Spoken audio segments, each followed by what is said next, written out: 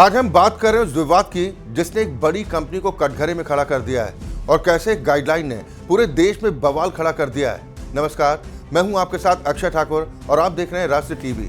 कहावत है कि अपने ही पैर पर कुल्हाड़ी मार लेना, जिसका मतलब होता है जानबूझकर खुद अपना ही नुकसान कर बैठना।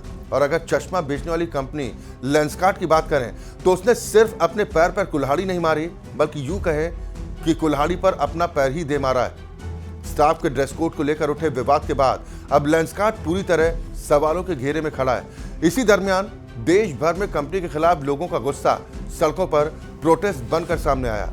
मध्य प्रदेश के भोपाल, उज्जैन और हरदा में जमकर विरोध देखने को मिला। महाराष्ट्र के मुंबई, पुणे, नागपुर जैसे शहरों में भी लोगों का आक्रोश साफ नजर आया। उत्तर प्रदेश के आगरा, मेरठ, गाजियाबाद समेत कई शहरों में लोगों ने लेंसकार्ट के खिलाफ अपनी नाराजगी जाहिर की। वहीं कर्नाटक, गुजरात, छत्तीसगढ़ और दिल्ली जैसे कई राज्यों में भी हिंदूवादी संगठनों ने जोरदार प्रदर्शन किया। देश भर में हो रहे इन प्रदर्शनों के बीच लेंसकार्ट के खिलाफ लोगों का गुस्सा लगातार बढ़ता जा रहा है। कंपनी को कारोबार में भी लगातार नुकसान उठाना पड़ रहा है और इसी बीच बागेश्वर धाम के पीठाधीश्वर पंडित धीरेन्द्र कृष्ण शास्त्री ने भी लेंसकार्ट पर तीखा हमला बोला है।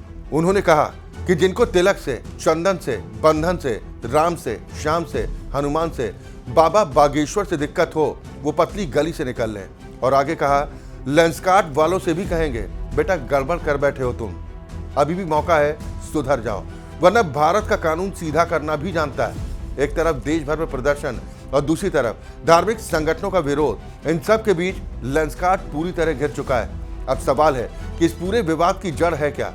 दरअसल इसकी वजह वो गाइडलाइन है जिससे इस हंगामे की शुरुआत हुई। इस गाइडलाइन में कहा गया था कि स्टोर के अंदर धार्मिक टीका, तिलक, बिंदी लगाने की इजाजत नहीं है। वहीं दूसरी तरफ हिजाब और पगड़ी पहनने की अनुमति दी गई।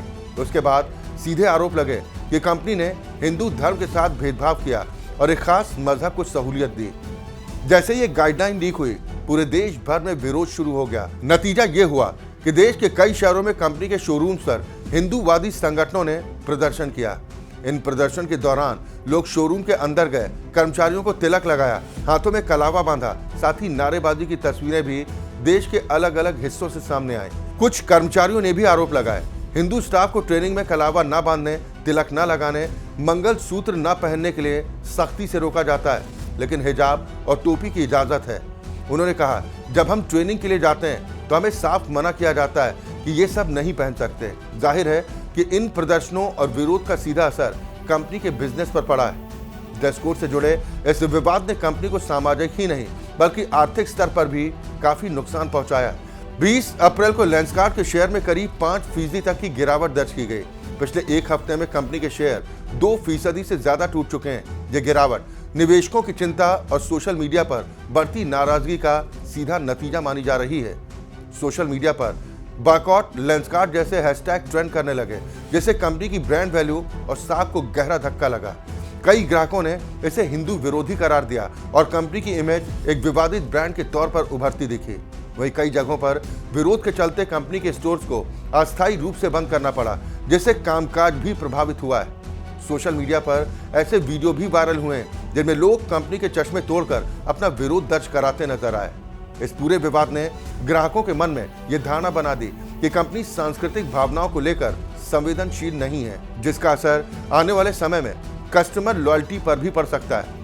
हालांकि बढ़ते नुकसान को देखते हुए कंपनी अब बैकफुट पर आ चुकी है और फौरन अपनी पॉलिसी में बदलाव किया। अब बिंदी, तिलक, सिंदूर के अलावा मंगलसूत्र जैसे प्रतीकों को आधिकारिक तौर पर अनुमति दे दी गई। इसके अलावा कंपनी के सीईओ पीयूष बंसल ने भी सफाई पेश की। उन्होंने कहा, जो डॉक्यूमेंट अभी सर्कुलेट हो रहा है वो एक पुराना इंटरनल ट्रेनिंग डॉक्यूमेंट है, कोई आधिकारिक एचआर पॉलिसी नहीं। उन्होंने माना इसमें बिंदी और तिलक को लेकर जो लाइन लिखी गई है वो गलत थी और इसे कभी लिखा ही नहीं जाना चाहिए था। यह हमारी कंपनी के मूल्यों और असली तौर तरीकों को नहीं दर्शाता। इसके साथ ही उन्होंने आगे कहा, जैसे ही हमें 17 फरवरी को इस बात की जानकारी मिली, हमने इसे फौरन हटा दिया, लेकिन मुझे इसे पहले ही पकड़ लेना चाहिए था। फाउंडर और सीईओ होने के नाते इस गलती की पूरी जिम्मेदारी मेरी है। यानी कि कंपनी के सीईओ ने खुद माना कि दस्तावेज में जो लिखा था वो गलत था, लेकिन जब तक ये सफाई सामने आई तब तक काफी देर हो चुकी थी। The damage is already done. हालांकि इस नेगेटिव पब्लिसिटी के चलते कंपनी न्यूज चैनलों, अखबारों और सोशल मीडिया पर छाई रही, लेकिन अब ग्राहकों का भरोसा दोबारा जीतना लेंसकार्ट के लिए आसान नहीं होगा। बाकी आपकी राय क्या है दोस्तों, आप कमेंट कर अपने विचार रख सकते हैं। नमस्कार।